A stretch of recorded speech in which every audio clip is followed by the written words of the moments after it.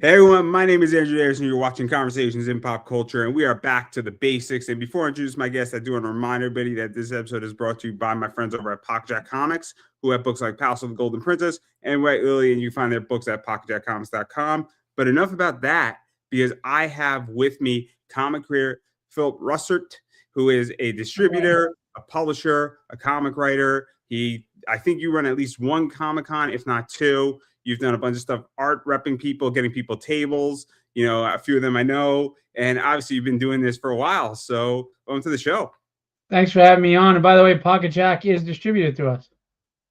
I did not know that, but I Yeah. love Preston. I love Preston. I love Preston a lot. Except me and him disagree because I'm a Bitcoin guy. He's a gold guy. But it's all in friendly jest. It's all in friendly jest. It's the real issues of today. But all jokes aside, but obviously I did not know that. But yeah, so I'm excited because we got a lot to talk about. Obviously, you are running a major alternative distributor right now that is growing, and I do want to talk about that a lot. But I figured I would let you introduce who you are because I think it's really relevant because you're not coming out of the blue on anything anymore because you've been doing this for so long. Well, I'm Phil Russertt. Live in Long Island, Queens native, and I'm a registered nurse by day, father of 13, 11-year-old daughters, husband, son, you know it. Anyway, in 2018, I started my first convention, and I'd been a comic book collector since 9 years old. I've been an art collector, as you can see behind me, for many years, and I got to know a lot of the big name artists, and you get friendly with them the more you talk to them at shows, buy artwork, etc. So I ran my show in 2018. We had three successful shows in a row. We've had Jim Steranko and Adam Kubert, and a lot of big names at the show, as well as some great local talent. My shows were focused on comic books and art, and I really wanted everybody to do well and make money, and not just be a typical promoter where I get my money and run. I wanted everybody to succeed. I like to make money with people, not off of them. COVID hit, and I took a break on the shows, and then I got very, very, very sick. Actually, it was life-threatening sick, and I was bedridden for 6 weeks. And I started writing, and then I started publishing, and then I just didn't stop from there. And then being in the publishing world for since 2021, it's a tough racket, man. It's a tough industry. It's based on passion, but there's a lot of gatekeeping, and there's a lot of elitism, and there's a lot of you're not good enough until enough people say you are, and it's hard for a lot of small press publishers. And there is, don't get me wrong, we're in an age where anybody and his sister can make a comic, so not every comic is quality, but there are a lot of really quality publishers that just aren't getting the break out there. So I mean, I can go into detail more later, but I started my own distribution company, and we are worldwide right now. And we are, doing our thing, and we have over 70 publishers on board. So we're just kicking forward, and I'm not, I don't, I'm a big Star Wars fan, but I'm also an old Star Trek fan. And Captain Kirk said two things that I truly believe in Wrath of Khan. He said, I don't believe in a no-win scenario, and I don't like to lose. All righty. So obviously, I mean, I wanna give you a little credit before we get into the whole distribution stuff and all that stuff. Obviously, you wrote tragedy, Yes. and so you wrote that. I think you are in the process of. I think Papa you also wrote, which is I think it's done on the writing point, but I think it's being kickstarted chapter by chapter, if I'm not mistaken, or was part of it because it's an interesting way you've done it. That book in particular, Well, it because was supposed to be a 110-page graphic novel, and my dad, he's not a comic book fan, but he read it and he really liked it, and he asked if he could see it, printed in his hands. And then he got diagnosed with cancer, so I was trying to hurry up and get it out, but it's a $15,000 price tag on a 110-page graphic novel if you're going to pay artists fairly. And so I tried to release it chapter by chapter. Unfortunately, he passed away and didn't get to see the book, but the first chapter did kickstart and hit its goal. And the second one, I'm looking to sign for signups now, and it launches in May. And anybody who signs up for the campaign, you're not obligated to pledge, but I will give you the PDF of issue 1 for free just for signing up, so you can check it out. And then obviously, I mean, just to throw this out there, and I'm curious how you feel about that, is that obviously you're getting somebody's email, you're getting their interest in there, and it's a really good marketing way how to get people to see if they like the book, as well as also. I wasn't even trying to do that to people. If they want to just DM me on Facebook, I'll send the link on DM and Facebook. Would I like to have an email list? Sure, but to be honest with you, it's a very personal project, and I just want to get it out there for people. And I want them to read it because I really think I really believe in the story. I think it's a classic Silver Age tale of heroism. I think we're in a world where we're conflating good with bad, and anti-heroes like the big thing. And not that I don't like my share of anti-heroes, tragedy's an anti-hero. Sometimes we just need heroes to aspire to. We need our Superman, we need our Wonder Woman, we need our Captain America. And I wanted something that was a little more of a wholesome hero than just the typical Punisher or Venom, or you know what I mean. It's so interesting that I find that fascinating because, I mean, again, I stopped reading superhero stuff because I got bored with it, and I felt that then it's going to sound messed up, and I hate to drop it this way, but I felt like it became too political, right, on Yep. every level, Hmm. and I just want Batman to deal with the Joker, right? I thought Scott Snyder, who's one of my favorite writers, when he wrote Death in the Family. I love it, right? I love the whole concept where Batman lost his family. He lost Robin, he lost Batgirl, and he lost everybody, and he lost Alfred to a degree. And like now you had the Bat family, now it's disassembled, right? And I thought it was a brilliant idea because we're now deconstructing a character. And I think it's the same reason why Absolute Batman's killing it, is that we're going back to a character who's back to the basics. And he has to now use, in my opinion, skill, intellect, and he's rough riding it. And it's a no prisoners position. And I feel Hmm. like comics have become not that, especially with the big two. Not to disparage them, but like that's why I stopped reading them. Well, no, I'm with you because using a story as a soapbox to me is a really you're failing the audience.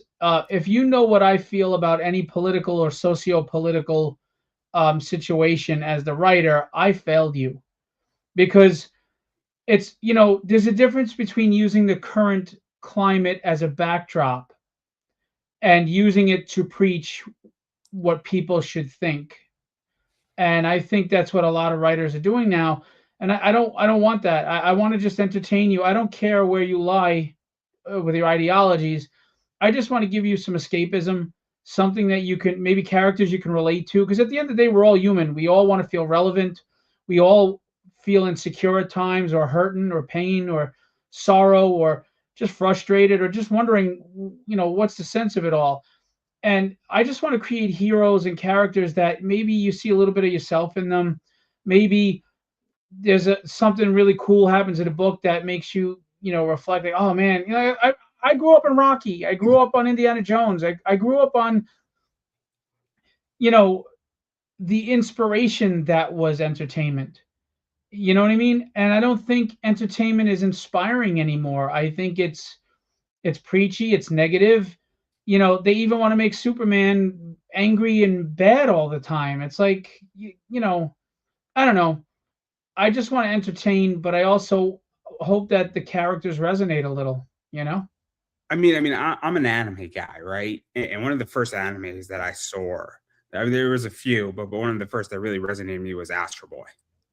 Because we have this character who was, for the basic story of this, is that his creator wanted to invent a robot that would mimic his son, then kind of disowned him. He goes to another person, and he's trying to save the world and do the right thing and project good.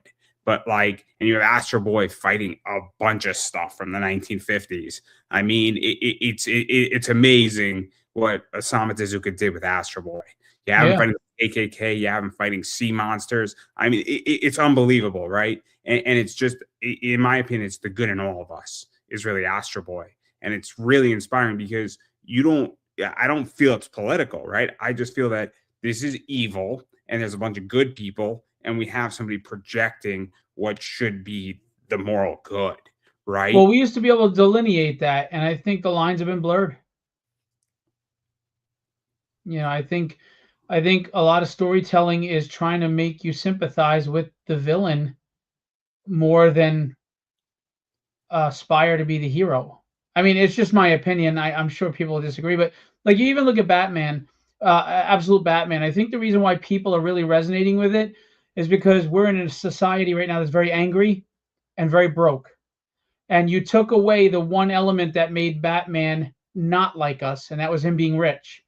So now that he's as broke as we are and he's as angry as we are, he's exercising what everybody fantasizes about: breaking the rules, fighting the system, and not having to deal with the structure that we feel frustrated with. He's taking back power, so to speak, through vigilantism. It's interesting, right? I mean, I don't know if you were watching wrestling with Stone Cold Steve Austin. Yeah, the Attitude Era. Yeah. It's Stone Cold Steve Austin would flick off Vince. He's drinking Mm-hmm. beer at work, and then he's basically telling his boss, "I don't really care. I'm going to give you a Stone Cold Steve Stunner." And everybody who doesn't want to flick off their boss every once in a while. I mean, I'm sorry, you It's like it's like the Fight Club thing, right? That's why people love Fight Club. It was buck the system. It's like fight the system. I'm not following your rules anymore. It's the anarchist in us, and that's why people love like zombie apocalypse stuff, because all the rules are gone. All the rules of society are gone, and it's the Wild West, so to speak. And there's a certain freedom you feel when you don't feel bogged down by the rules of society. And I think a lot of people are, at our baser instincts of we're animals, we have a desire for freedom to roam free. And sometimes when you feel restricted, what happens when you cage an animal, right? So I think Absolute Batman and some entertainment is that avenue for them to express that freedom of rage without actually getting into trouble.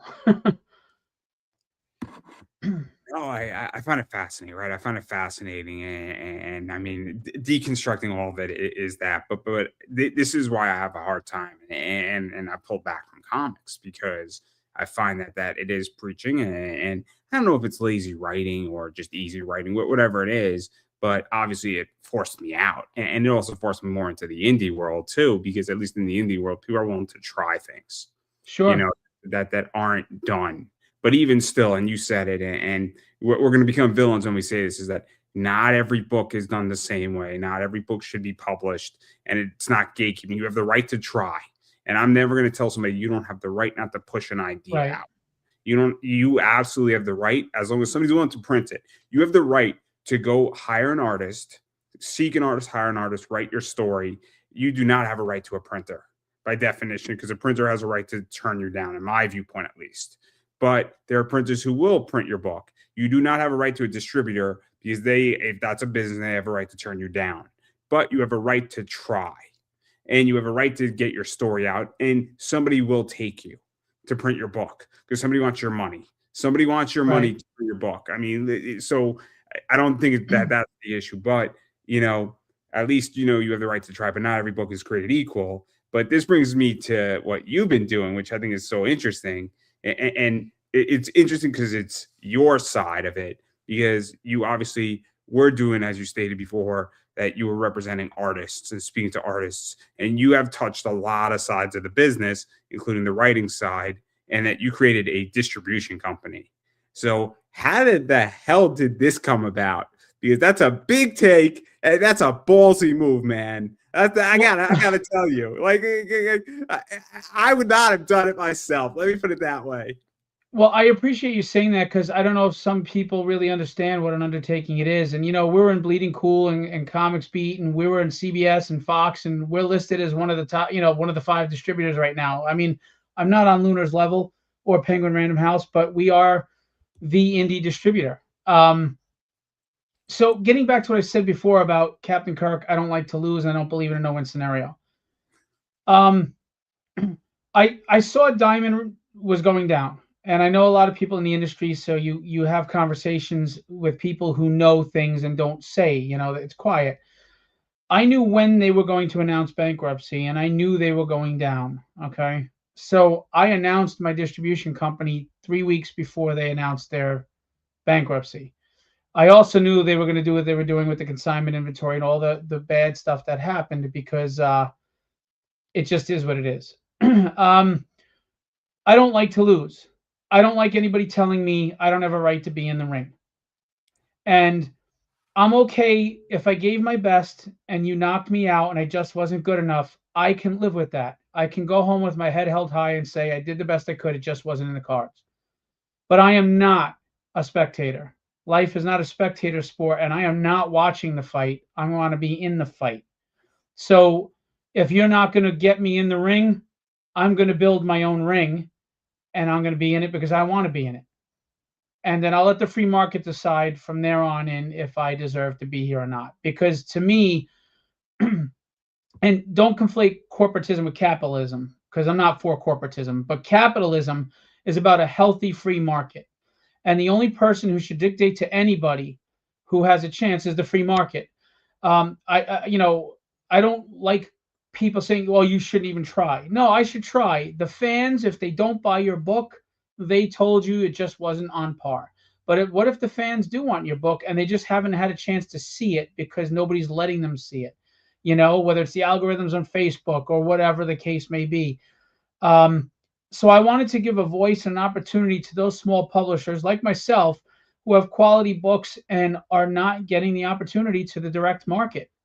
So I started the infrastructure about a year and a half prior to starting, and I got it all in place. As you said, I've done, like, the only thing I haven't done in this industry is be an artist, draw.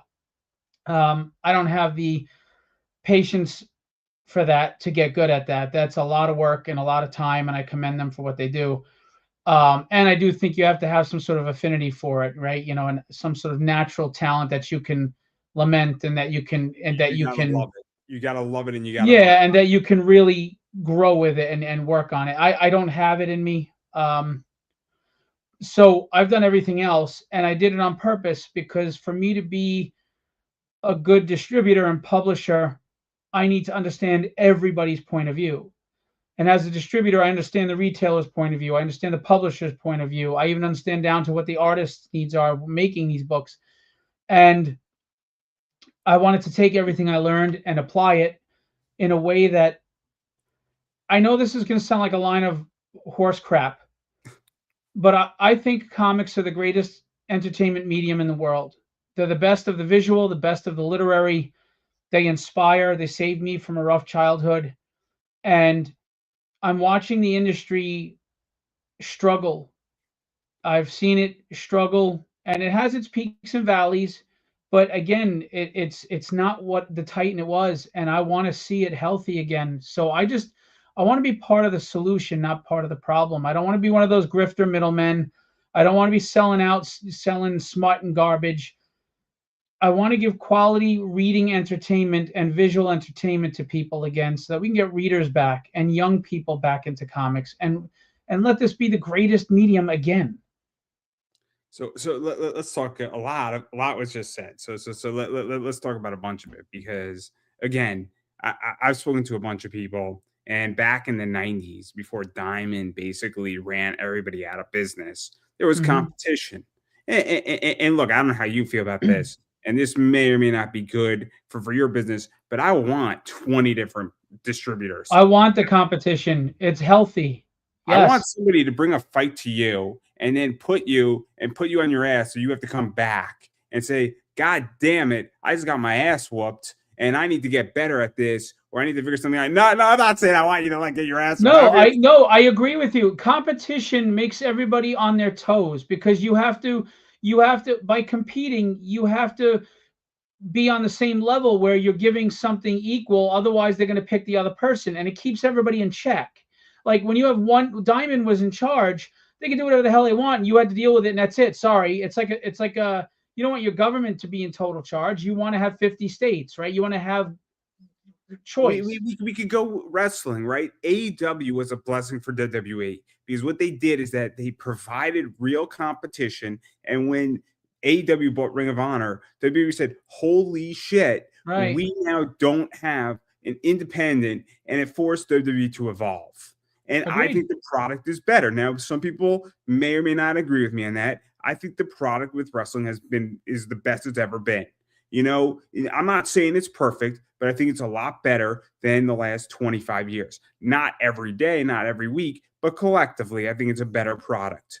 But my point is that if there was no competition, same thing with WCW, right? They forced competition, which Yes. forced companies to come up with better ideas, create better characters. And that's the thing with distributors. Now, that doesn't mean that it's going to, but I also think it's going to force writers and artists to get better too.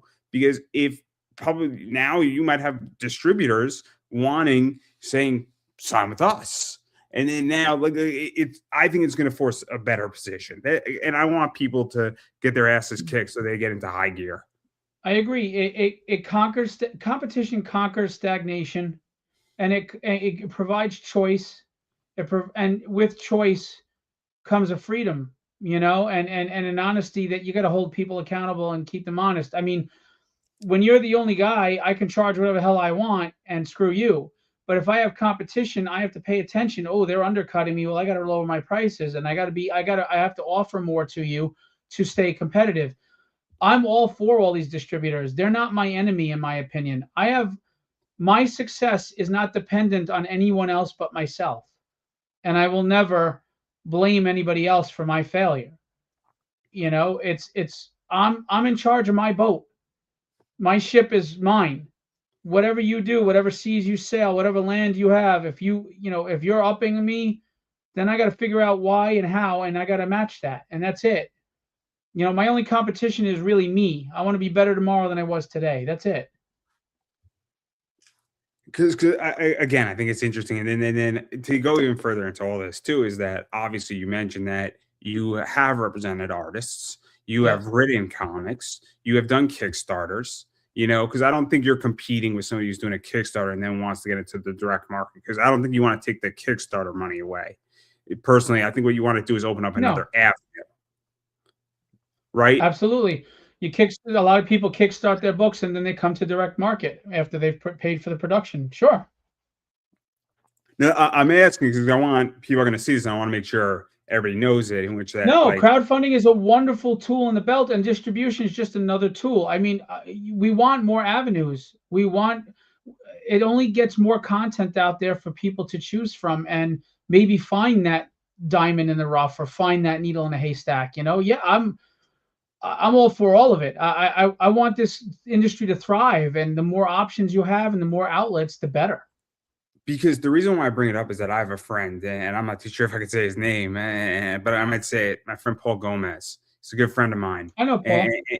yeah. I like Paul. So he's a good friend of mine. Some people don't like him, some people do, but he's a friend of mine. I have no problem saying that. But what he was explaining to me is that he has a hard time getting into conventions because his book isn't through distribution. So, Yeah, that's a whole interesting thing where if all of a sudden somebody now has their book and it's distributed through your company and let's say they're in 70 comic stores, all of a sudden they now are in distribution. They right, now have more credibility to per se. And I hate making, oh, you're in a comic shop through a distributor gives you automatic credibility, but it also changes their perception. And I think that's the other thing too, is that, whether you're in 70 stores, 100 stores, 200 stores, whatever it is, it changes their perception because there are people who say, I've been burned on Kickstarter. And there are people who say, I don't want to deal with Kickstarter or right. crowdfunding because they don't trust it. And then there's good reasons not to. I mean, it's not guaranteed rewards. And so I get that. But there's people who say, I just want to go to my pull box every Wednesday and just get my Right. books. Well, there's other things to that too. Unfortunately, because of Kickstarter, we have to raise the prices because the print runs alone because you get there 11%. So you're paying $15 for an unknown book instead of $5 at the store, and then you're waiting 3 to 6 months to get it. And then you worry if you're even going to get it. So If you're lucky, I'm sorry. If you're lucky, you're waiting 6 months. I'm sorry if yeah, you're lucky. right. No, I get it. I mean, I've got someone now. It's 5 years and I've never seen the book. But I mean, and that's not to say that there aren't great people out there on Kickstarter like myself. I'm one of them, others that they deliver and you get what you ask for and it's solid. but still, there's the aspect of I've got Tragedy from Phillip Publishing, which looks really cool, but it's a $15 book on Kickstarter where I can get 3 Batmans for that. So it's you're really fighting an uphill battle. It's tough. It's great that you have that outlet, but unless you get into distribution, and it's still not a level playing field, but it levels out a little bit because at least you're competitive with price and you're competitive with how many eyes are on you. You're not in the vacuum that is the Kickstarter world, you know? So, because like my distribution is worldwide. So we're in Sweden, Germany, UK, Canada, Australia, Mexico. Um, and even if it's one store in the UK picks up your book, you just hit a whole new demographic, you know? It's also cool to say, hey, my book is in the UK. I mean, I don't know how you feel about this, but and I tell the story. I sell cards on eBay, and I sold the card to the United Emirates, and I was so ecstatic, right? Because I'm like, what the fuck? If you said, Andrew, you would have sold the card to the United Emirates, I'd be like, no, man. Now, granted, cool. eBay handles the shipping for you. Right. It was a UST card. Awesome card. Apparently, I sent the client some other stuff because the shipping is ridiculous on that. It's Yeah. like $20 for a baseball card, right? Wow. Person had no problem paying for it because it was a super short print run. They were thrilled, and I included at least like $10 of stuff extra that was Nice. perfectly didn't cost me anything more to send, right? But the point is that I was ecstatic, right? And I don't know how you feel, but if Tragedy was picked up in the UK and was in a UK comic shop, it would be pretty cool for you, right? Because it's like it actually is, and it's in an Australian comic shop. It's in a Swedish comic shop. So yeah, it is. It's humbling. It's exciting. I mean, I'm 53 years old. I grew up on, in my opinion, some of the greatest times of comics, 70s, 80s, and then the 90s, for different reasons. And back then, if you told me back then, oh, you're gonna have a comic with these big names, and I work with big names like Bill Sienkiewicz and Will Spatasio and Ian Churchill and Tyler Kirkham. If you told me I'd be working with these people, I'd be like, get out of here, So I'm not a somebody, but I'm a nobody who knows a lot of somebodies, and I get to work with them, and it's just fantastic. And it's it's hard. It's an up and down thing. It's a roller coaster ride emotionally. Some days you wonder, should I really be bothering? Like, what's the sense?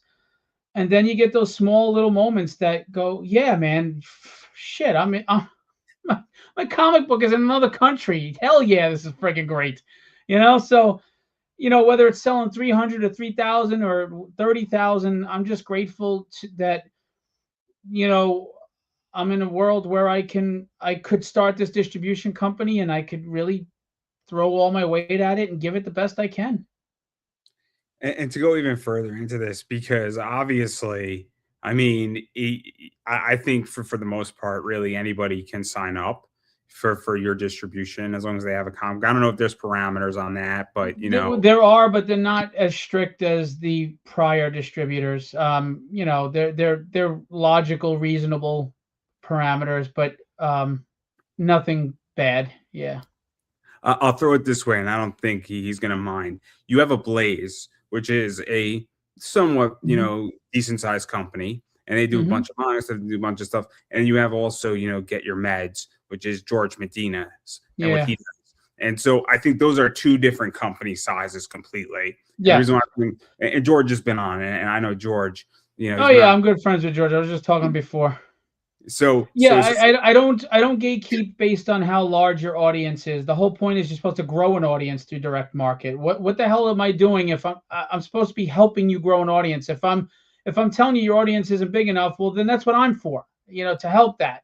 So my parameters are simple. Whatever your deadline is, your frequency, if you're monthly, quarterly, whatever, you better meet it, because late books are death in this industry. That's the first thing. The second thing, it just has to look professional. It has to match the quality that's in stores. Like, you can't look like your 5-year-old did the logo, or I don't gatekeep art, so to speak, because art is subjective, but there is a level of artwork that, may not cut it. It can't look like a non-professional drew it, you know. Um, and then you have to have a barcode. You know, you have to be able to put a barcode on it. And the last thing is, if you do nude variants, I want them black bagged. I don't want. We're not creating new readers. If you know, I wouldn't want my 12-year-old daughter to come in to pick up Spider-Man and there's a girl spread eagle right next to it. To me, that's the antithesis of readership growth in comics. It's fine for the older collectors that like that stuff, but to me, it has no place being there for kids to see next to Spider-Man or the Fantastic Four. So that's my criteria. That's really it. If So you don't have a big following, let's get one. this is so interesting about the black bag. That's so interesting because I'm not opposed to the black bag. I personally think the philosophy should be the following in any good store, and this is just how I view it: is that if you want those nude variants, they should be in a box behind the counter. Right. Well, like Pocket Jack Comics, he has some risque covers. So what he did is he bagged and boarded each issue, and then he would just put a color tape over the parts. He stickered it out, right? Yeah, and that's fine. That's fine. That's fine. But the way I view it is that if you know you have clients who do it, it is you have it behind the counter, and then you might tell your client if possible, right? Hey, could you come in? You're open till 8 o'clock. Come in around 6 o'clock, because the likelihood of a 12-year-old being in the store at that point, is lower, right? And if it happens that a 12-year-old sees it, but it can't be avoided, it's not great, but it should not be, as you say, next to Spider-Man. Right. So because that's how it should be handled, in my opinion. Because I'm all for the nude stuff. I don't have a problem with it, but I'm not a fan of spread eagle. I think that's ridiculous. And this is my thoughts on it: is that why do I want to see a picture of something when I can legitimately Google the real thing? Well, it's funny that you say that, because I look, I'm all for artistic freedom. I mean, Frazetta did nude stuff, and I want to make that clear. I'm totally fine with topless. But I do tend to say to myself, you could just get a real life porn mag or something. Why do you like the cartoon stuff? But whatever. If you like that, I don't knock you. I don't judge you. I just think, though, for the health of the industry, we want new readers, which means we need younger readers. And if you're going to get younger readers, that can't be on the shelves. It can't be what they see. See, it's interesting, right? So in my eBay store, I carry very rarely and very selectively. I carry topless, but I don't carry full spread eagle, and I purposely try to avoid as much topless as possible because eBay views it as porn, right? And they will take it down, and then you get a warning, and then the second time you get a 3-day suspension, then the third time you get a 7-day suspension, and then you get a 2-week suspension, and then if it keeps happening, you might get suspended from eBay. And so if I'm doing 30,000 on eBay, why the hell would I risk that for a few dollars more, right? I have a business that works, that's producing me money, growing. And if I start putting up complete spread eagle topless covers, censored or uncensored, I might lose my business. And I think there's some merit there, because if mom is bringing little Johnny to the comic store after school and she sees topless or even blacked out, she might not want to come back, and little Johnny might be happy, but mommy, who has the money, is not happy. Exactly. And the reader's Johnny, mommy's the customer. Right. You're right. And she may have the perception that that's all comics are, and turn that kid away from comics totally. You don't know. I mean, I think there's a place for it.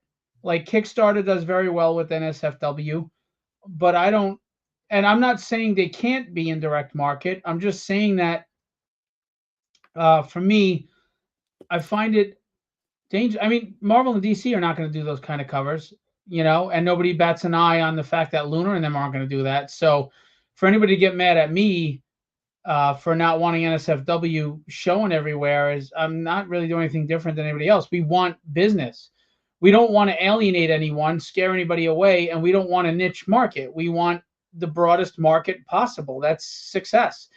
I don't want to pigeonhole my book to any specific tribe. I want everybody to enjoy my book. That's the point. It's complicated because I get why it exists, but and look, I like a topless cover as much as everybody else does, but at the same time, it just becomes a business problem for me, and I'm gonna always make the decision to protect the Right, business first thing, and you know, if you want to give me shit for it, be my guest because you know it is. It's not your money, it's my money. It's not their company. If they want to run a company and they want to do it differently than you, go start their own distribution, right? right, right. I think my terms are pretty fair. They're pretty loose. I mean, if you went to Diamond, Diamond would send you a rejection if they didn't like the art. We don't think this book is sellable. Sorry. That's what they would tell you. I'm here to That's give you a chance. And I don't have larger publishers to subsidize the little guys. So, it's not like I'm rolling in dough if they don't sell a lot of books. And I'm still trying to keep them on so that they can grow that fan base. And no other business is going to give that opportunity. I mean, like you have massive indies for Lunar. And a lot of people like that's exciting because you get through the Lunar system, which is great. But just because you got Lunar doesn't mean these stores are going to buy your book, and you're spending $300 just to list in the catalog. If you have three titles, that's $900 in a hole already. agreed. It's fascinating, right? And also, I mean, just to go even further into this, I mean, there's publicity involved because if all of a sudden you have a distributor and you're in, let's say you get into 30 comic shops, it's a big deal because you didn't have to personally call those up, right? If you don't have distribution, and you know, I know people have called up comic shops and they've killed it in comic shops with signings, but they had to call up and get each of those sales. Right. You get each of those sales, it's difficult and it's tiring. I'm presuming that the person who signs up with your publisher, they're not making that phone call, right? You know, it's No, not I'm like the distributor. I'm the one getting it out there to all the stores. I'm bridging that gap. And you got to remember, retailers, there's no way they can sit there and order from 400 different publishers. They can't do that. They need a hub. They need a central place to go to be able to pick and choose what they want from what different publishers. And that's the whole point of distribution, is giving them a one-stop shop. If you're a store owner, you don't have time or availability, or how are you going to keep track of 400 different publishers, 500 publishers each on their website? You can't. So, distribution is really important. But it's also important to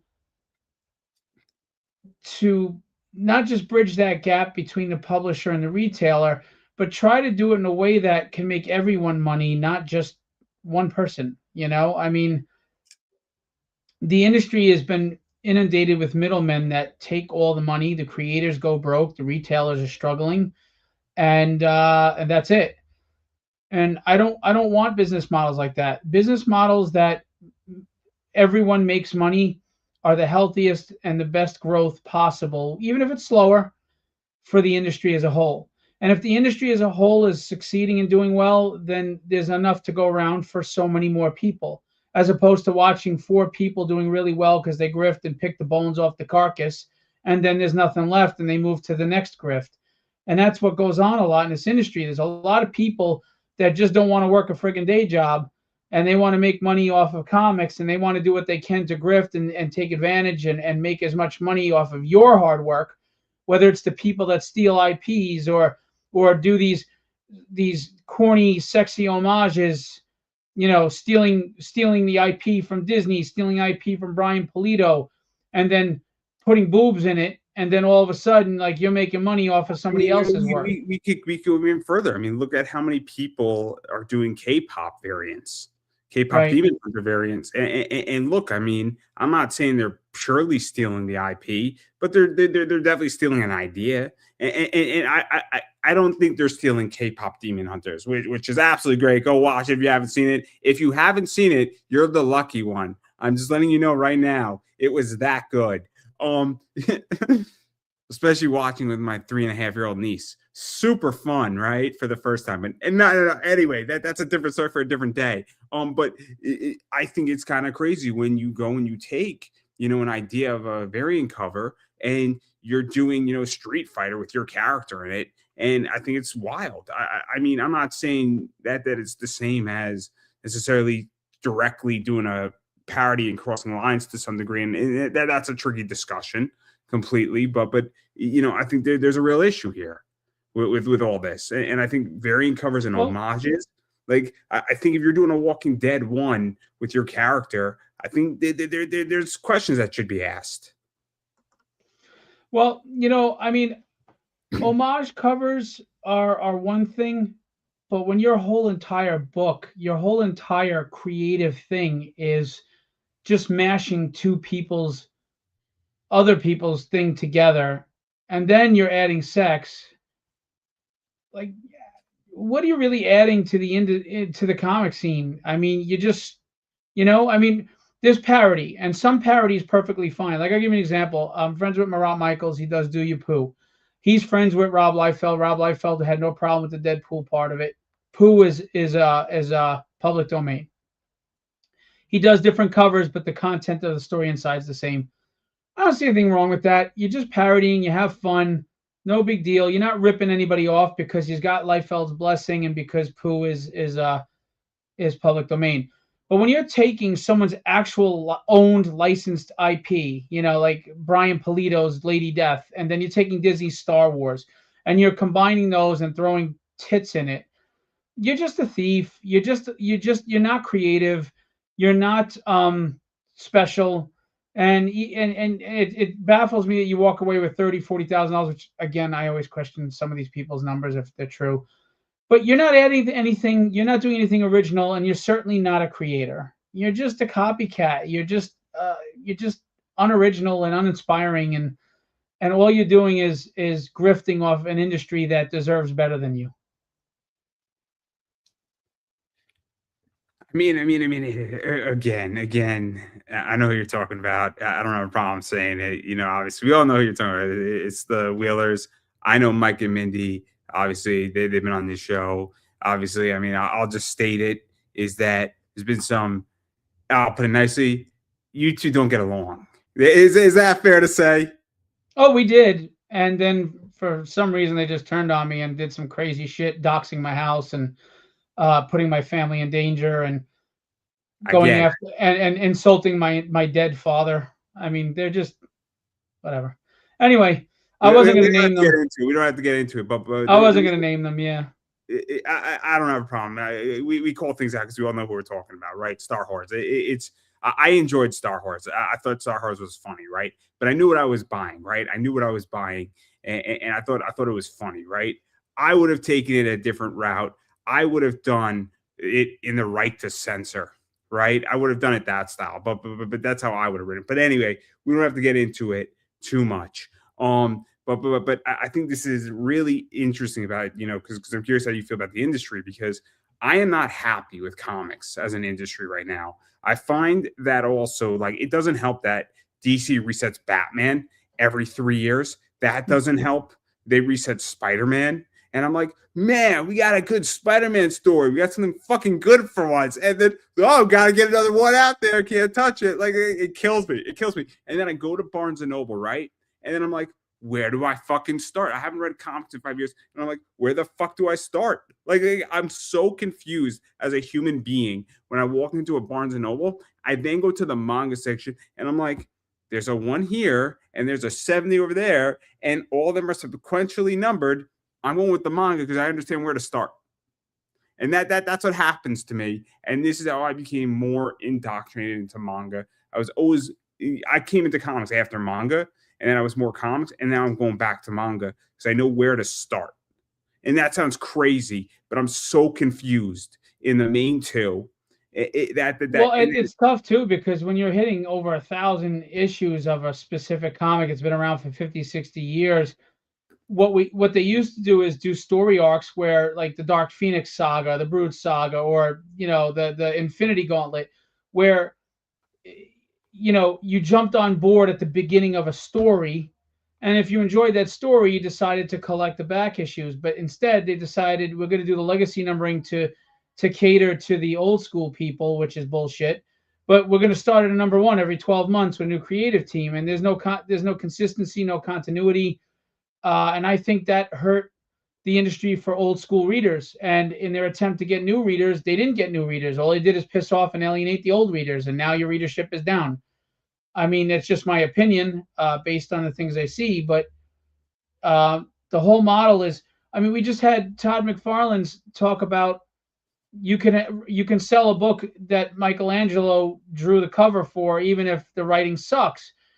I mean, that mindset is why we don't have readership anymore. I think they're both equally important. It's a visual medium, so the art brings them in, but the writer keeps them. And if you want longevity in the industry, you have to have both excellent art and solid writing, or it doesn't work. It's not going to last. I mean, we have collectors right now, and collectors are great because they're keeping things afloat. But collectors aren't going to consistently buy a title because they're faithful to that story or that character. They're going to buy based on what comic cover they like or what art they like. So the sales will be inconsistent. But if you get someone who loves the story, like they love Chris Claremont, 17 years on the X-Men because they loved his writing, well, that's 17 years of solid readership and solid sales. We don't have readers. We have collectors now. And CGC is part of the reason for that. NSFW is part of the reason for that. Variant covers are part of the reason for that. And this mentality that the writing doesn't matter, it's only art, I think is destructive to the health and future of the industry. They're two wings of the same bird. You can't fly with one broken wing. The art and the writing have to equally be solid. I'm probably part of the problem because I love. I mean, I know. I'll be honest with I'm you. not. I'm not attacking you if you love that stuff. I'm just saying. No. So there are books that like I've backed Kickstarters because an artist was on the Kickstarter, and I'm not a reader of the book. I just love a certain artist, right? And there's nothing wrong with that. It just can't be all that there is, though.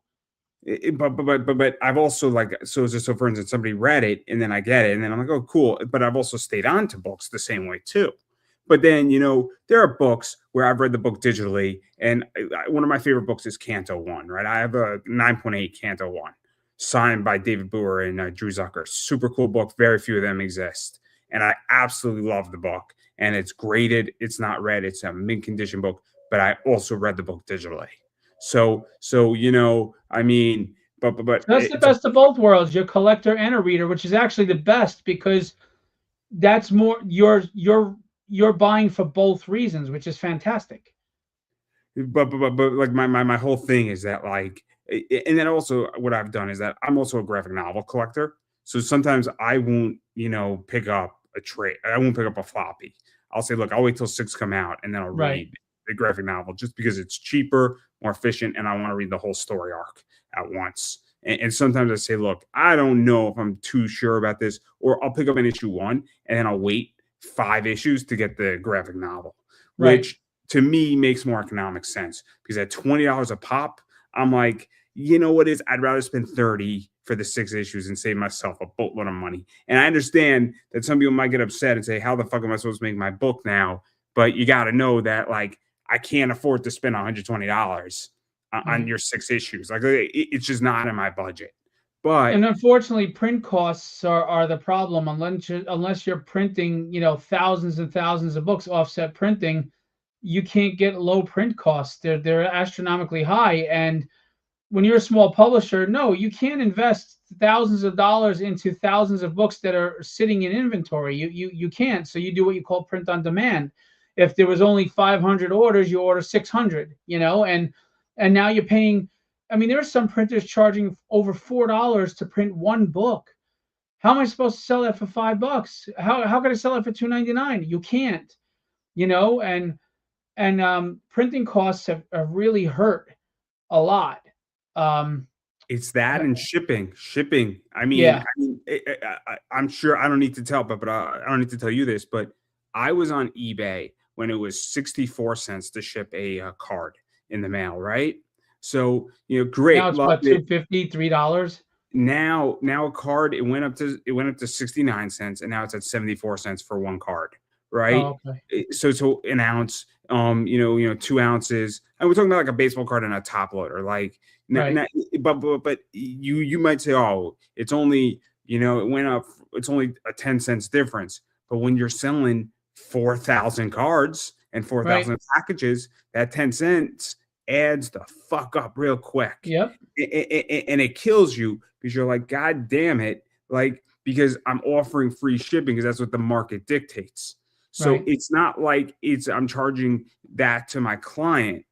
It's that comes out of pure profits. Now, granted, when I do my taxes, it's an expense. So it's not You don't like, get all of it back though. You just get a percentage on write-offs, so you're still losing.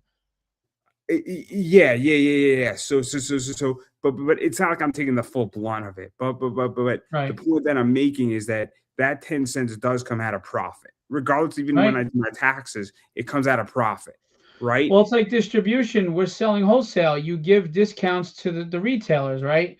And right now I'm at a 40% discount, which is actually better than Lunar if unless you spend $1,000 a week at Lunar. But I've had some retailers say, well, why can't you do 50%? Well, you're not buying in bulk for one thing, so the orders are low. How can I give you half of the profit when you're only buying a few issues?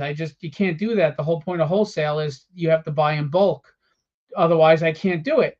So, you give 40% discount. So you're already losing. You're the publisher. You created this book. You spent $4,000 or $5,000 to make this book, and you're already losing 40% to the retailer. And then your print cost is probably more than the 60% you made on the book. It's tough. And then, I mean, the and then retailers sometimes say, well, can I get 50% off and free shipping? Really? I mean, we all need to survive here. I can't do that. So when I buy cards, I get a discount, but anybody can do it on top or Panini. So if you buy 25 cards, it's 4 a card. First thing, if you buy one, it's 10. And so I Because pass it's those wholesale costs. pricing. Yeah. It's not even wholesale. There's an option on their website directly for anybody to buy. Well, the whole concept of bulk though is Yeah. is a wholesale model. You buy in bulk, the price comes down. Because the reason why is that if I buy 25 cards, their theory, and sometimes it doesn't work. It doesn't work. Sometimes there's only 100 cards printed and Panini or Topps gets screwed, right? But the majority of the time they don't. Because if I'm buying 25 cards or 50 cards and they print 20,000, it's much cheaper for them to print 20,000 cards and they're willing to pass it on to me, and I pass it on to my clients, and my clients can buy the card directly from Panini, but they buy it from people on eBay because it's cheaper. So Right. everybody in the process makes money. Panini made money. I made money. My clients saved money, and the post office made money. The IRS made money. Everybody's happy. Everybody's happy. It's like, And the number one retailer rule is to move inventory. Nobody wants stagnant inventory. Period.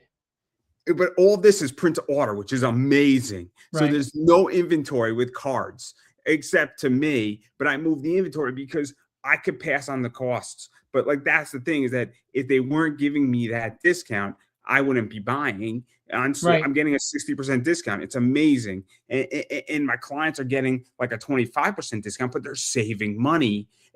And they only have to wait an extra 3 days. Right. So for 3 days, you're getting a 25% discount. But like, I don't think people think this way. And it kills me because you get it. It kills me. It just kills my soul. And I'm not even in your business. It's a tough business, boy, I'll tell you.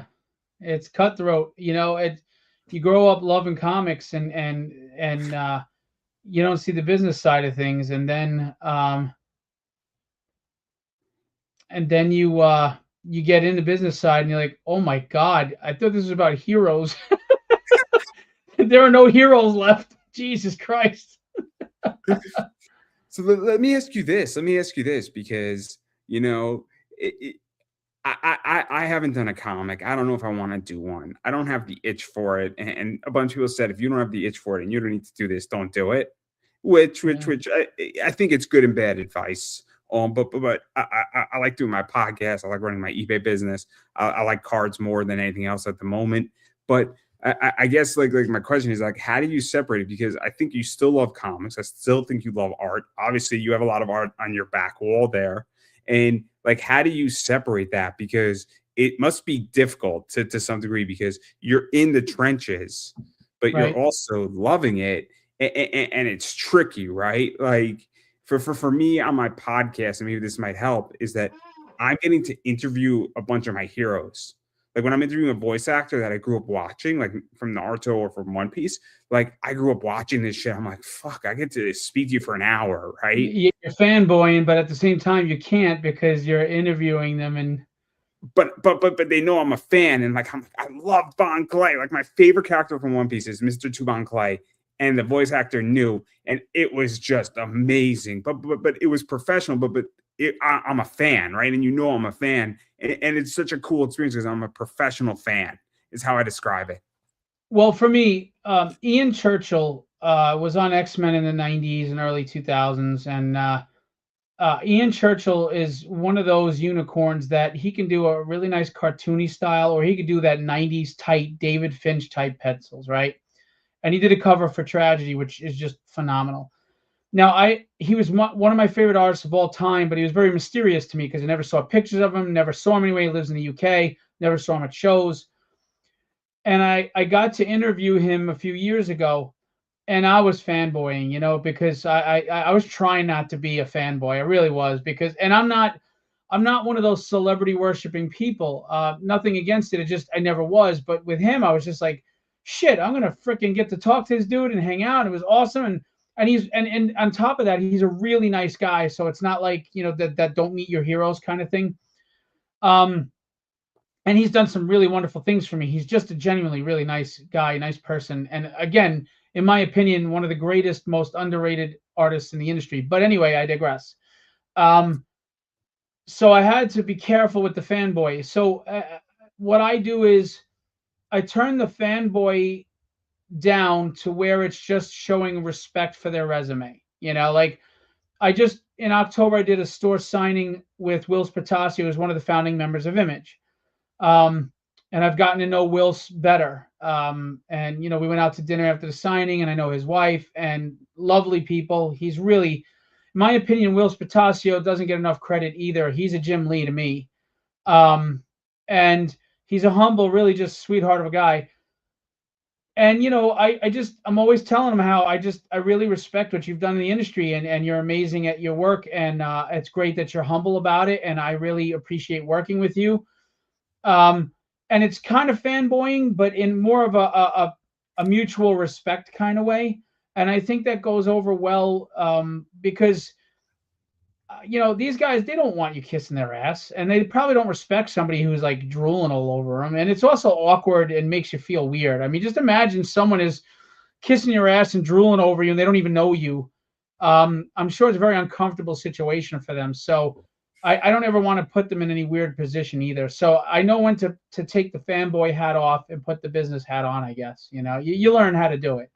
I mean, for me, it's I'm interviewing somebody and they're like a voice actor, and I'm like, I just love your work, and I love this character. But I'm asking questions, and it's not like this was excellent, right? And it's not like I don't know, like I don't view it as kissing ass, but like you got to know that I'm a fan, right? And usually, like when I'm reaching out for an interview, Right, I'm right, huge yeah, fan of this, love what you did. But I've also had serious interviews with people, but nobody gets on my show unless I call them on my show, right? So I've had people ask me on my show, and I don't want to interview them, and they don't get on, right?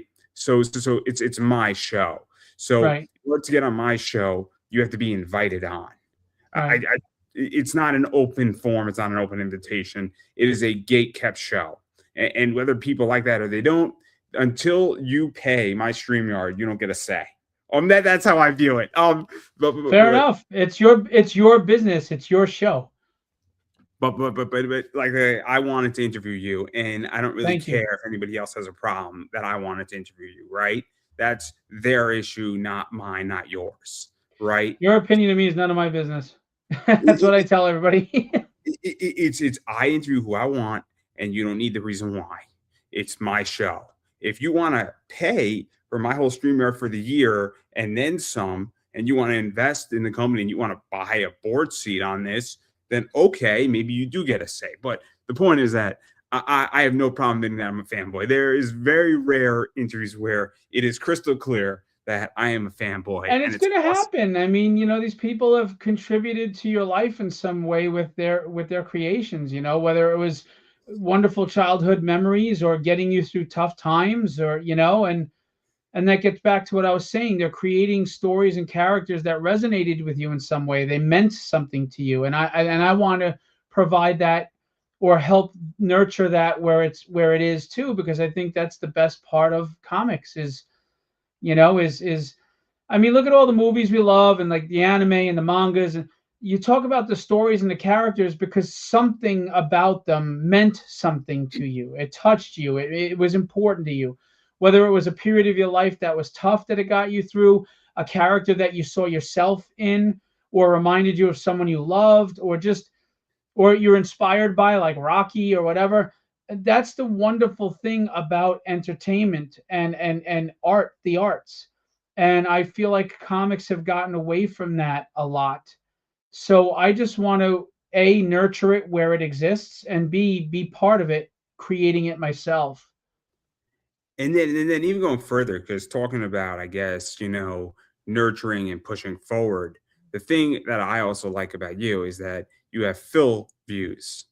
Instead of, it's not previews, it's fill views. Yeah, I've had a couple of people mock me and think it's stupid. I'm like, the whole point is it's a joke. It's purposely tongue in cheek. It was meant to be tongue in cheek, a I thought it joke. was funny. I thought it was funny. Yeah, I thought and you're supposed to. We're in a world of Doctor Dooms, Captain Americas, and Silver Sables. I mean, it's supposed to be silly. It's supposed to be fun. people need to not take themselves too I serious. know, really. Of all the things, right? Like you've seen Big Bang, right? And my favorite Yeah. scene of Big Bang is when you have Bernadette, Amy, and Penny debating who could pick up Thor's hammer.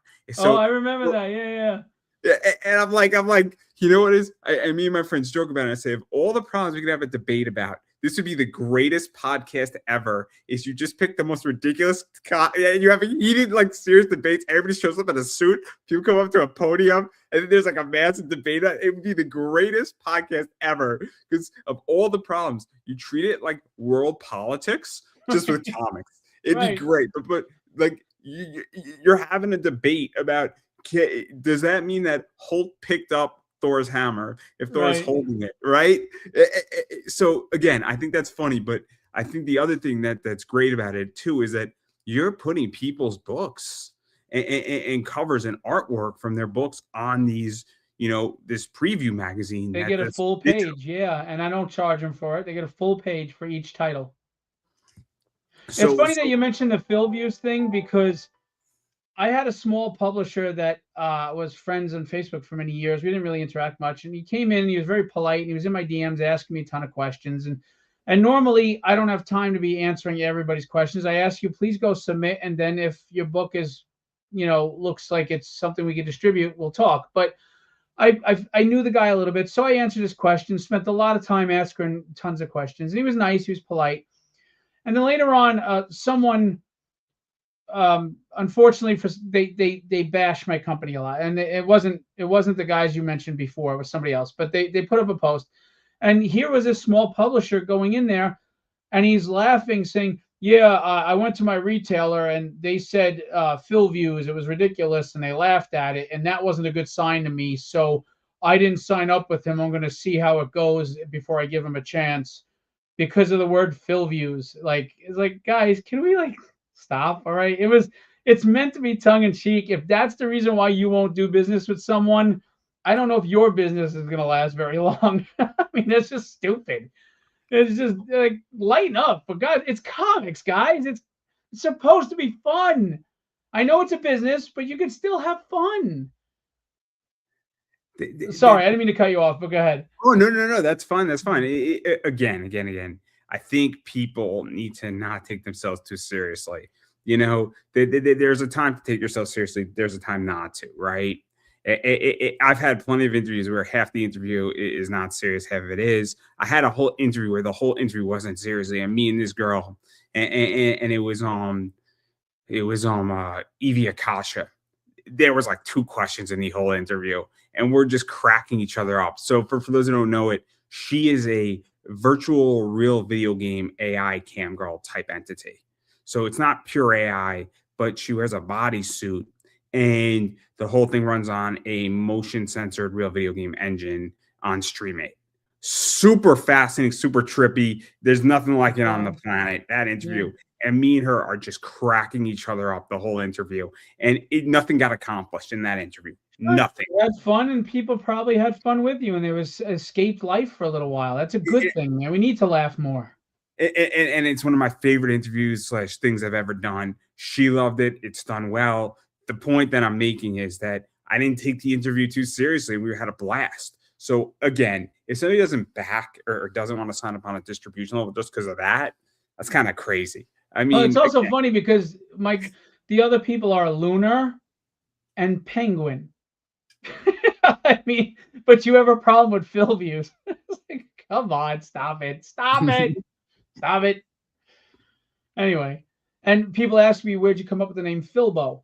Well, I'm a really big Lord of the Rings fan, and I have size 13 feet. I have big feet. And my wife calls me Philbo. And my wife is the most important, wonderful person in my life. And my business is my passion.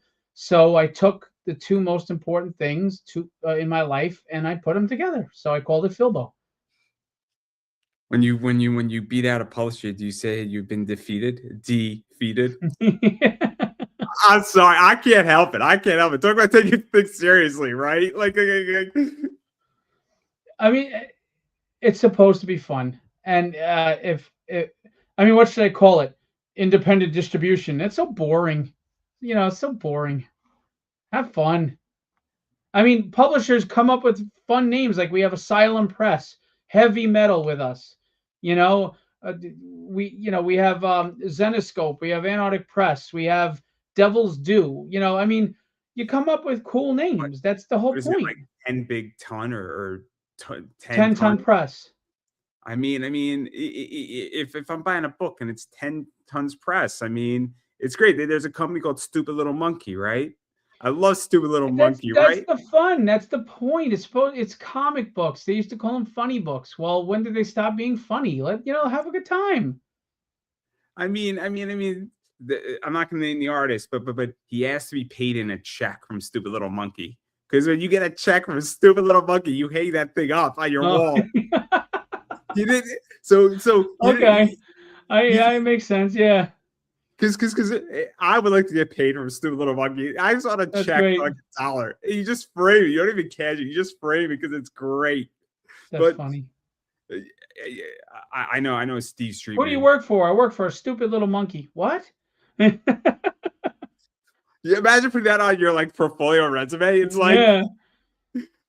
so many things can be said on that. But and then obviously, I mean, there's a lot of other stuff going on, and obviously, it's and you're working your ass off. And I'm not going to press too much harder on this because I think I don't want to say we beat it to a dead horse here, but I think a lot of stuff was explained, and I think that for the most part, it's pretty simple. Probably if you're a comic person, where you just go on the website, you submit it, you send your stuff over, and you work from there, right? I mean, I don't think this is rocket science. Nope. Just if you're a publisher, go to the submissions tab at the website. I respond myself pretty quickly. Just meet the small criteria, and if you meet that criteria, then I'll answer all your questions and we'll go forward. It's not an ego thing. I just don't have time to be answering everybody's questions. It's easier, and then to find out that you're not ready for direct market. I don't have that time or that bandwidth. So just submit. And I'm sure if somebody submitted a wrong file or something, that's an easy fix, and you just tell them, hey, I need it in this style, right? Yeah, I'm not cutthroat. If they submit and for whatever reason it's not working, I'll just say, hey, do me a favor, resend as blah blah blah. I'm not like Diamond and all them. I'm not gonna treat you like crap just because you're on a big name. Everybody started somewhere, and I'm not huge. I'm just trying to make a difference, and I'm not helping you much if I'm treating you like everybody else did. So yeah, I'm easy. I mean, the guidelines are there, so it should be easy for you to follow them. If something doesn't go right, I'll email you back and say, hey, can you send it this way? I'm not just going to blow you off and ignore you. No, I won't do that. And then obviously I want to back out of this, and we touched upon it a little bit, but I think the whole comic world is really, really, really difficult right now, as you stated, for a bunch of different reasons. We touched a bit on printing. I don't know. I think we have a mutual friend, and he's having a tough time with his comic shop right now. And I had a tough year where my sales were down 40% on eBay last year, which is a Hmm. lot. Hmm. And I think it's the economy. I think there was lack of clarity. I had Matt Knowles on, on Monday, and I think part of the reason, and I might have a different opinion than maybe you do, and feel free to challenge me, is that I don't even think it's so much that people weren't spending money. I think people were holding on to their money because they were uncertain what the future was going to look like all of 2025. I Sure. think it's more clarity than anything else because I think people had money, right? I think the You need issue. consumer confidence. Absolutely. So that's how I felt, right? And that's what I think. And I could be completely wrong. And they I'm were selective with where they spent their money because of consumer confidence. I agree with you. I do. and I feel that this year there is more clarity because I've had about four big sales this year alone that were over $300, which is a big sale for me because I usually Right. sell like $8 cards, right? So, Very cool. and I saw a lot of those, and I had about four big sales so far this year that were over $300 a piece.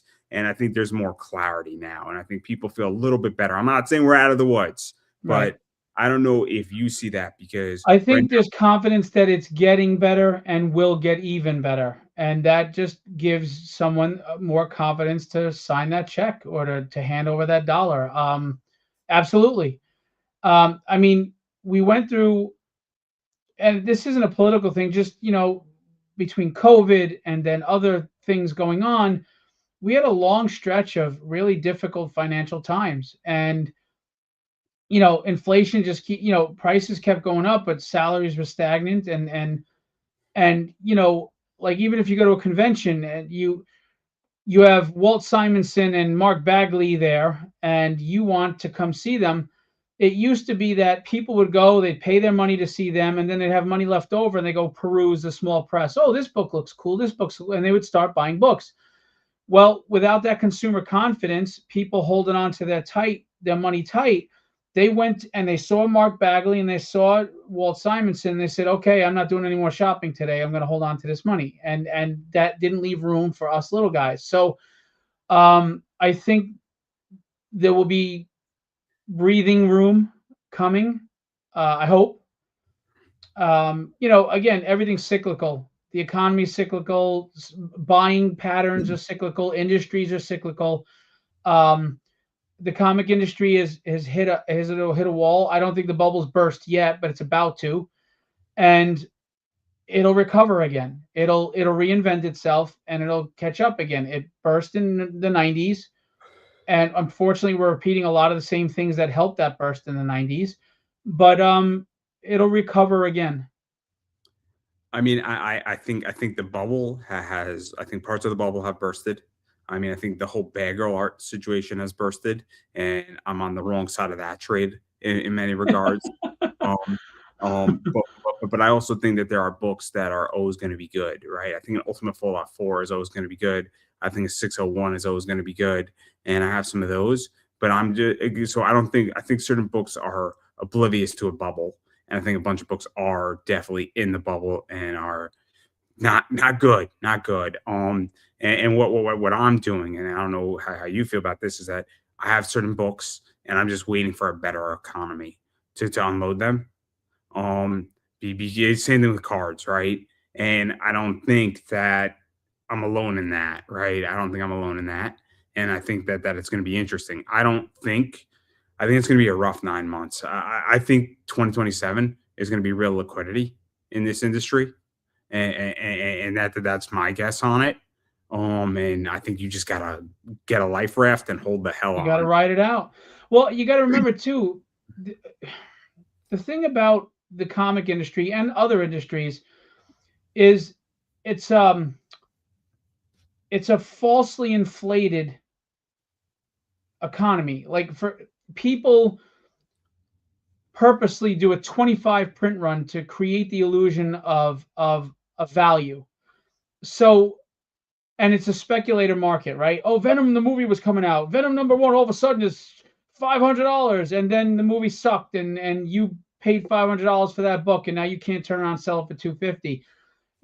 It's a falsely inflated market constantly, and that has not helped.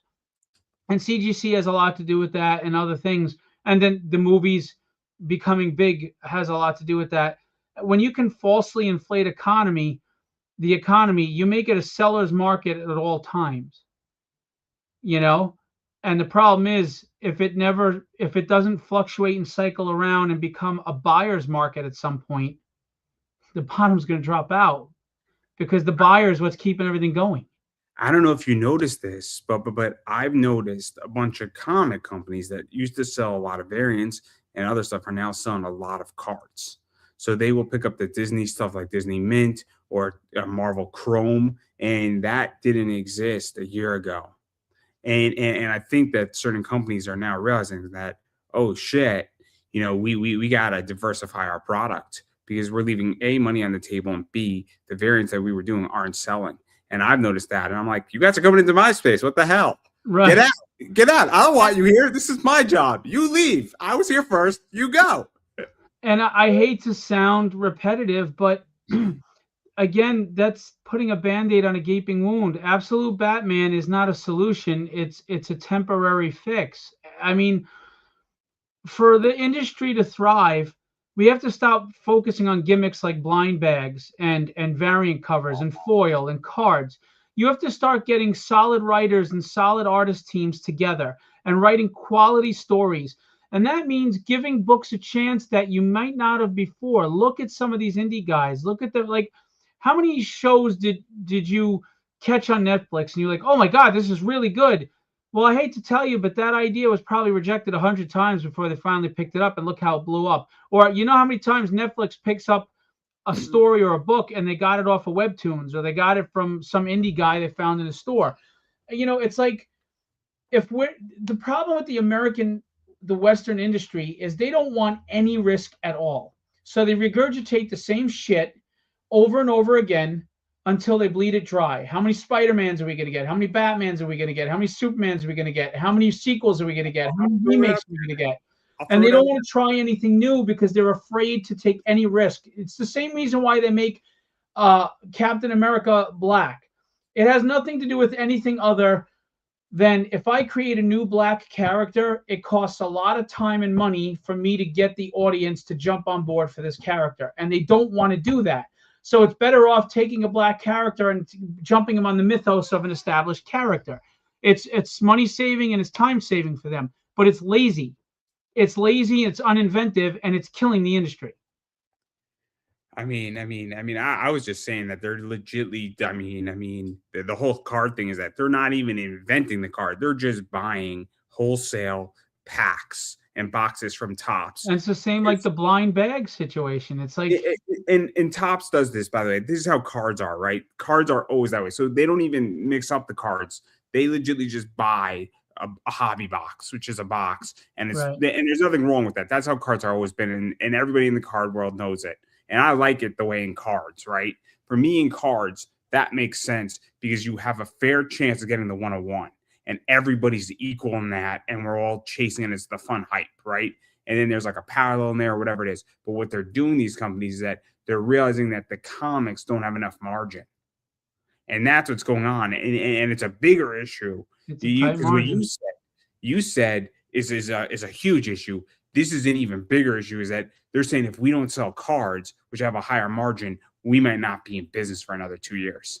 And that's a much bigger issue, I think. But the best way to beat out tight margins is in numbers.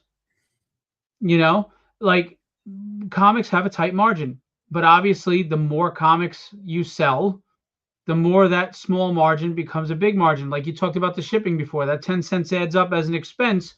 Well, 10 cents profits add up as a profit if you sell 100,000 issues. So again, if we can get people invested in reading again, not just collecting, get both, you'll see those numbers come up again. I mean, in the 90s, Sean Chen, a friend of mine, he worked on Iron Man.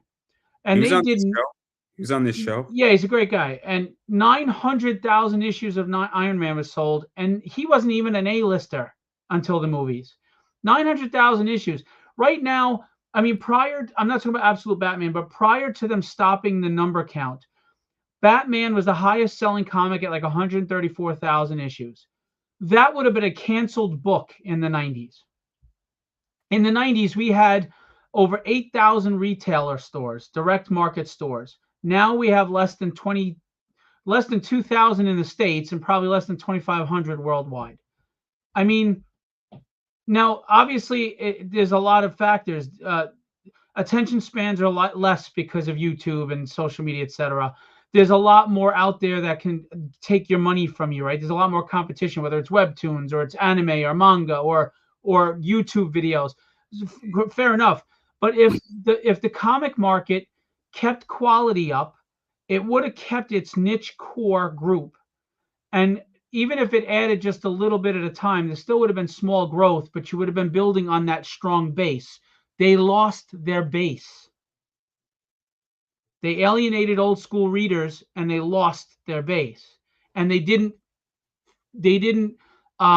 fill in and replace those old school readers with new readers. They thought the movies would do that, and they didn't, because the people who watch the movies don't want to read books. They want to watch movies. I said this to my friend Chris Brown. I don't know if you know Chris Brown. Not offhand, no. Chris is a great guy, but what I was saying is that if you're reading a novel and you want to read a comic book, that is a linear move or a slight move down or up, but it's still very linear, right? It's easier if you wrote a novel and then you wrote a comic book. It's easier for me to say, man, I love your novel. I want to read the next thing you wrote, and it's a comic book. Easy to move that. Or you wrote a comic book and then you wrote a novel. Easy to move to that because it's reading. Right. If you then go and what happens with Fantastic Four is somebody goes sees Fantastic Four, they're like, I love this. Reed Richards is a badass, right?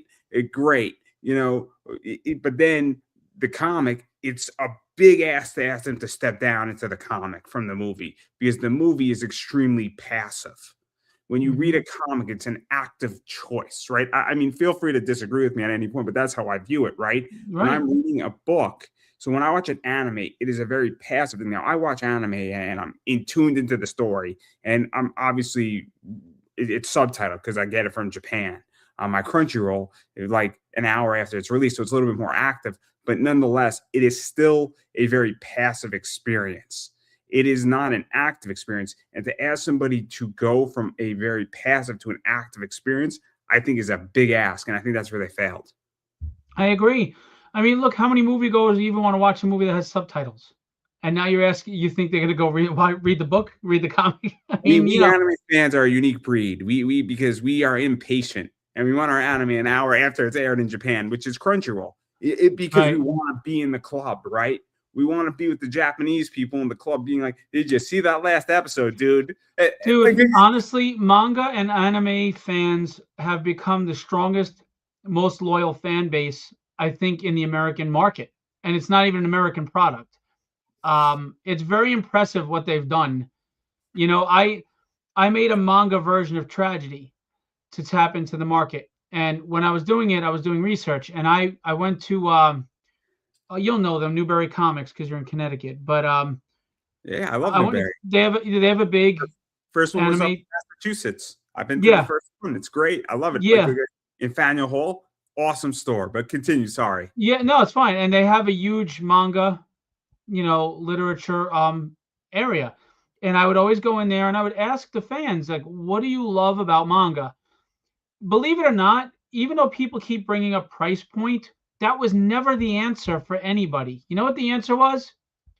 New and fresh ideas, character-driven stories, and they weren't afraid to take risks. It was outside the box. I mean, you had fucking Chainsaw Man. His face is a fucking chainsaw, and it did well. You know why? Because it's not regurgitated shit. It was so outlandish, but it was done well. It was risk. They take risks in manga. They just go balls to the wall.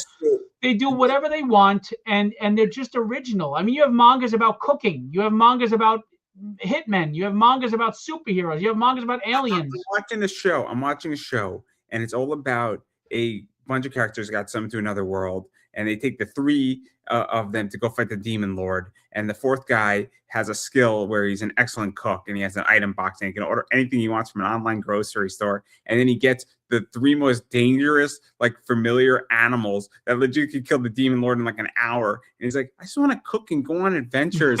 He's having a blast, and it's so much fun because he's like, and he's getting blessed by gods that can kill the demon lord again without his like.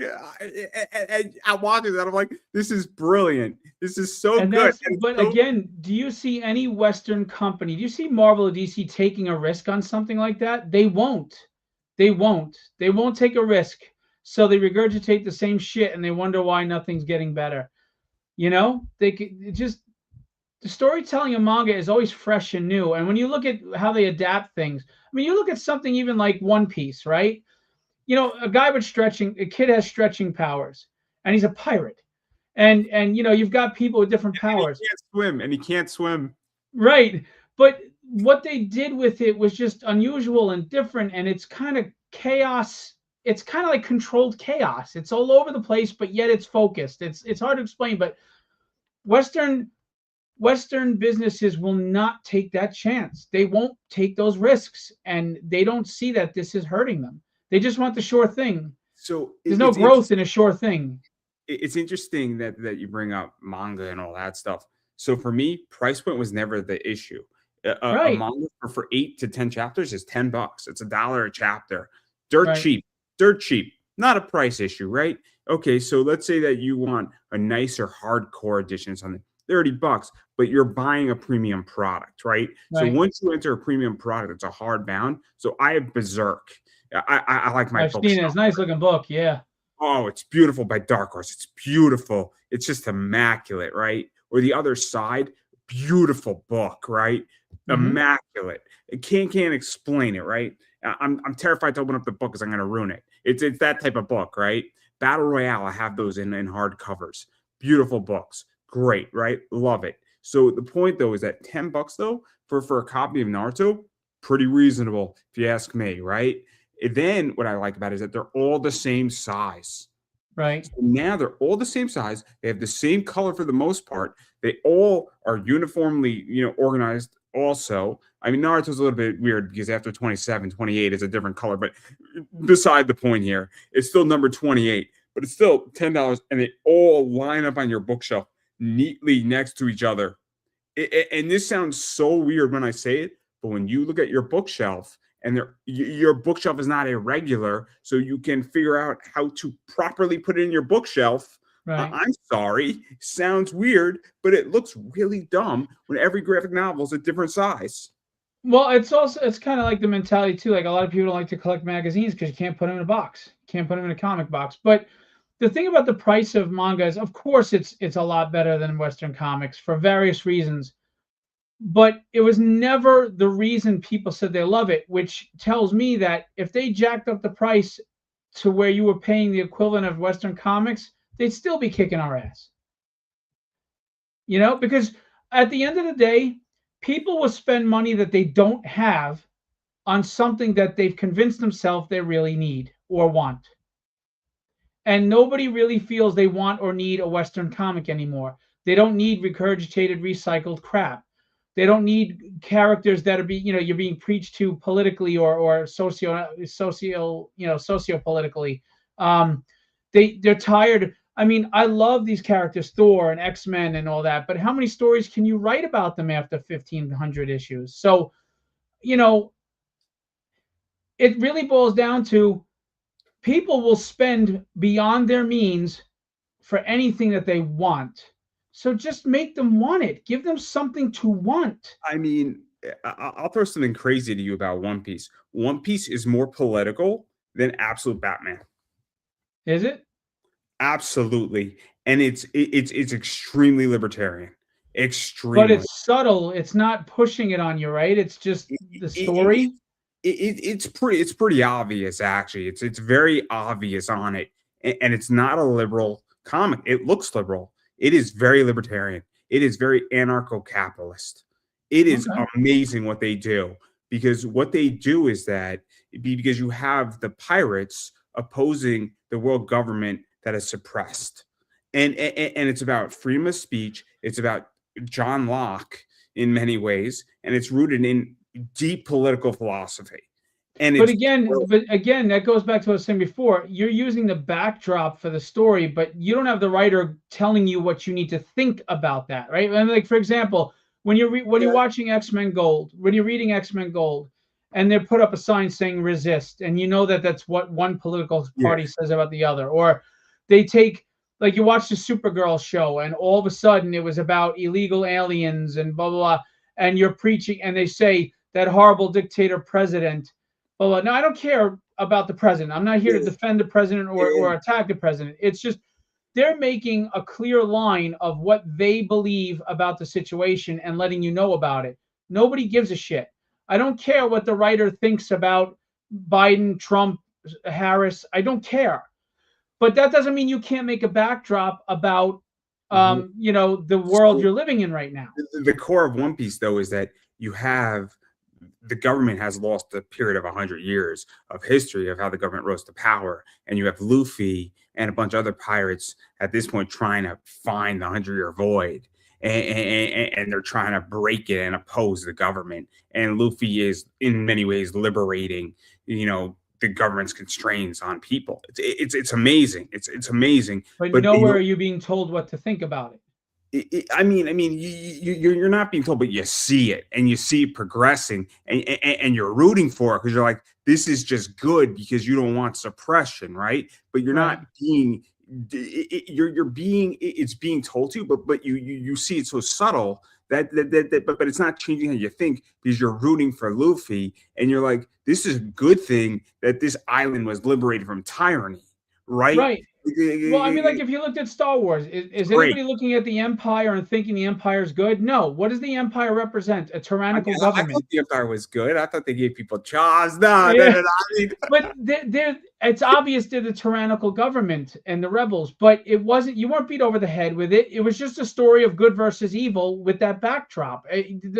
George Lucas didn't beat you over the head. He didn't sit there and make the analogy that the Empire was the Republican Party, or the Democrat Party. But this is where I'm going: is that it's One Piece is written so well that you can only come to one conclusion, but you're not being fed it; you're experiencing it. And nobody who's rational is going to say the world government's right. Like, same thing with Star Wars. You don't say the Empire was right. Now, you might say that when they blew up the Death Star twice, that those stormtroopers should have, they were victims. Okay, they were victims because collateral damage. To do a job.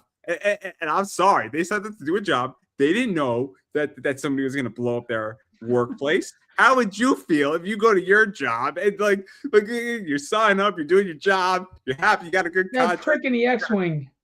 you got a good signing bonus. I mean, it's very rude. It was very rude of Luke to do it. It was very rude. I mean, we got to call this out like we see it here. I mean, didn't even get to collect the severance, son of a bitch. I mean, it's all about the benefits, right? You got to survive to get the benefits, right? But that's the point I'm making about One Piece is that, and I agree with you. Like, I think X-Men Civil War, right? When they did X-Men Civil War and they just said, we're going to our own island. Fuck you. You're going to suppress our rights and you want us to register as mutants. We're not participating. That's One Piece for you, where it was crystal clear that how it was written, but it wasn't force fed to me. It just was event fed to me. Does that make sense? Yeah. I'm agreeing with you. However I'm saying it, I'm agreeing with you. Yes. No. I'm just curious because sometimes my ideas are crazy. I have crazy ideas sometimes, and people are like, "That's not what happened." Write your own manga. I'm not that good of a writer. And well, you only get good at something if you keep doing it. I am perfectly fine staying in my lane as an interviewer. I like picking my stocks. I like investing. I like reading books. It's the same reason why I'm not going to ever do voice acting. It would ruin anime for me, and I'm not too sure if me writing a manga would be a benefit to me. I'm not too sure if it would be overall. Fair enough. it's not even about money. If I enjoy something, I don't want to partake in it. And I know it sounds weird, but for me, I know who I am, and I think if I wrote a comic, I think it would kill me. I think it would I get ruin it. the industry for me. I think it would ruin it for me. But I digress. This is not about me. Um, but obviously, I mean, you got a lot of other stuff going on. I believe you have some conventions. I think you could talk about that. You're sponsoring a convention, and Yeah, New what's York Fan Fair in April. I'll be doing it's the High School of Arts and I forget. Anyway, it's a high school of art, and I'm doing a cover contest for the students. They'll get a published cover that goes through my distribution in stores all over the world. We'll be doing a panel, and I'll be doing portfolio reviews for the people that come to the thing. And we're also doing a writers contest, and the writer will get their story published in my horror anthology again, which will be distributed through my distribution worldwide. So it's going to be fun. It's all about the art. It's all about the passion and love of what we do. And just, you had said if you become part of the industry, you would lose your love for it. And that is a very real thing. I've been so much into the task oriented business managing part of it lately that I haven't been inspired to write, and I've been writing a fantasy novel, and sometimes it really does kill that creative spark. So I totally get what you were saying about that. And this show for me will just be a nice, celebration of what we love about the industry more than what we're trying to make money out of. no, April no. 25th and 26th in New York. I get it. I get it completely. And there's a reason why I don't do things, because I know it'll kill my soul. And I like certain things in my life, and might be selfish, but you know what it is? I sleep fine at night for the Smart. most. It's What smart. did you say? It's smart. You're being smart. You don't want to kill that passion you have for something. It's smart. I love manga. I love reading. I love anime. I don't want to be a voice actor. That is like the last bastion there are two things that are the last bastions of my life that I get pure joy out of. Actually, three, but sports, wrestling, WWE, and anime, and then comics. It's half and half. But ultimately, like those are like the last three, four bastions, and I don't want to ruin any of those, because once one of those goes, the other three will fall too. Because there'll be too much on them. Now, if only the Knicks could win a final, in June, we would all be good. We would all be good. I don't want to talk about last night. That was very upsetting for me. Very upsetting. But they're up by 30 points, which means they're gonna lose. And they're gonna lose. They're gonna lose after making you think they're gonna squeak it out, and in the last two, they're gonna get a buzzer beater or something to lose to, or they're gonna do a stupid turnover with 10 seconds left. That's what happened last night. It was very, it's all they do. I was a Knicks fan for 40 years. I never missed a game, preseason, postseason. I didn't miss one single game, and I can't do it anymore. I can't. I made a lot of money last year on the Knicks, but I was very surprised about Boston, how they defeated Boston, which was good for me. I was very happy about that, but that did cost me a decent amount of money that first game. But I don't want to talk about it. Last night also cost me a lot of money, but I'll make it back tonight. I'm not too worried about it. But not the point here. I do not have a gambling problem. I promise. Just because I might have gambled $500,000 last year does not mean I have a gambling problem. I don't have $500,000, by the way. You only have a gambling problem if you didn't make money. If you make money, you're called a smart investor. It's only if you lose that you have a gambling problem. I did lose money, but I didn't lose a lot. Yeah. If you know how much money I lost, you'd be like, okay, that's not terrible. I had a bad Maybe I don't want to know. day. I lost $1,000 last year because Tennessee screwed me. That's not bad. With all the gambling that you do? But this year I the way I'm going, I should do all right. I should do all right. I average about a 13 to 15% rate of return, which doesn't sound like a lot, but it's pretty fucking good, all things considering. With losses there, but this is not a gambling show. And I do not want to be your gambling advisor in any stretch of the imagination. Yeah. I But don't get. If you want to win at gambling, just ask me what I would pick, because I don't win at all ever. You do the opposite what I say, you'll make a ton of money. Well. If we all knew you had to pick the Seahawks, because when your quarterback is getting a pain injecting shot into their throwing shoulder, you don't get one preemptively. That's all I'm gonna say. You don't get one preemptively for that. Okay, so we all knew how that. But I can tell you for one thing, that first half I was sweating bullets. It was. And I'll just say this. I like it. Everybody on Facebook was talking about the halftime show. And I'm like, guys, I don't think you understand. I wasn't worried about the halftime show at all. 9 points going into the third quarter. I had a very different problem than Bad Bunny. I promise you. I had a very different problem. I'm like, I might lose a lot of money right now. And very unpleasant. Very unpleasant. So what was it? 5 field goals? Just never again. Never again. I'll take Bad Bunny every Super Bowl to never have a game like that again. Everyone. But I digress. I do want to give you a chance to promote yourself. So obviously, where can people find you, support you, check you out? Obviously, check out your publisher. I put the link in the description down below. And then anywhere else where you are, I guess, active, because you got some Kickstarter stuff coming. You got some other stuff coming. There's things that you can't talk about that I'm not going to press you on, but you don't have to answer those. But you got some stuff coming. I know that. So, but where can people be informed? So my OnlyFans page is, no, I'm just kidding.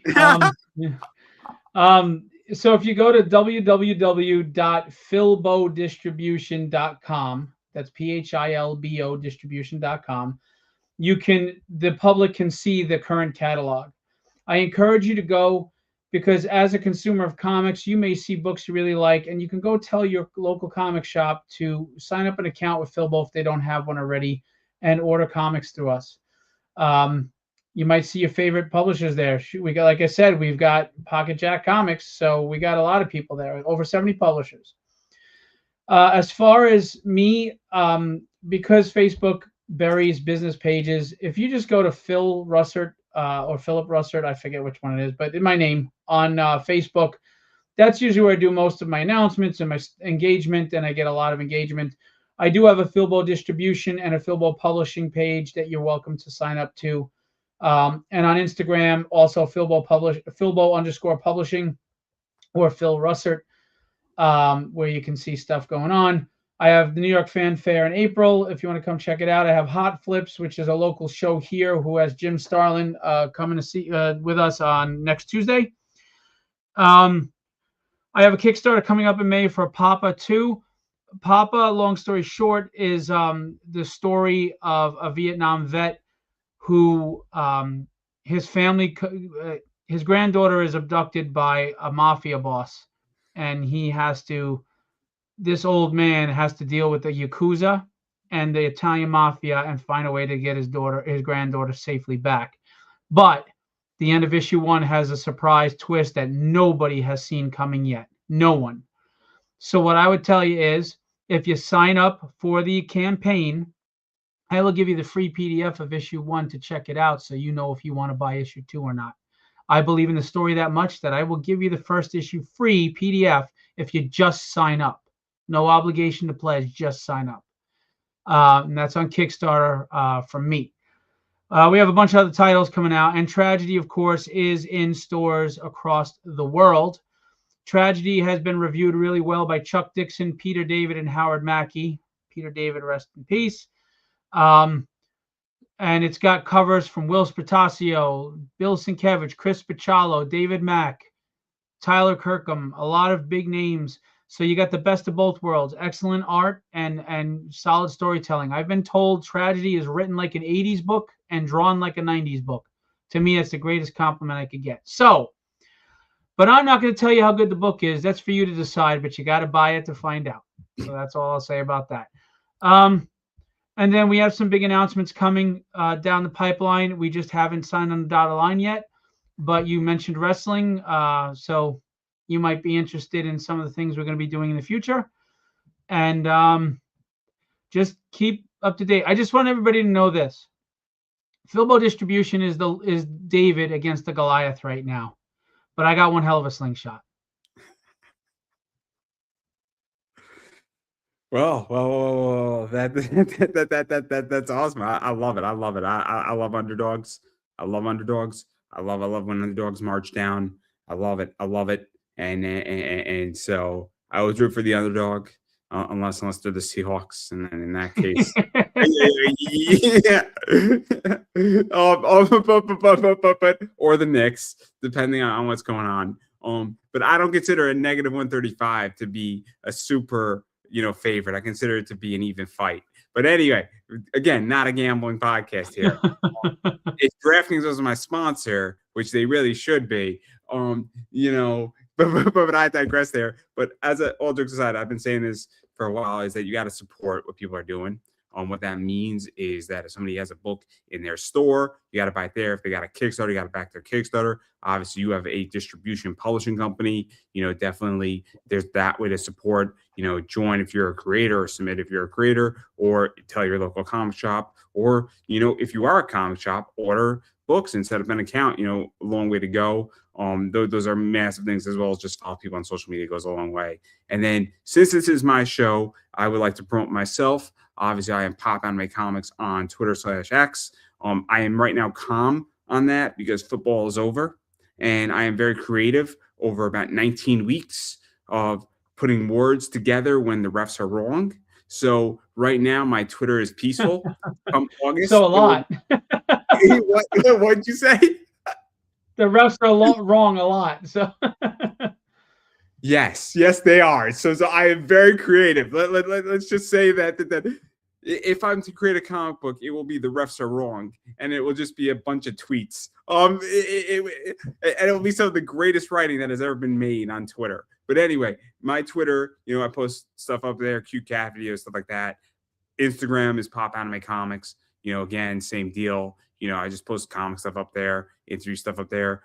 Pop Anime Comics on Facebook. It is also, just some cool stuff there. YouTube is a really big deal for me.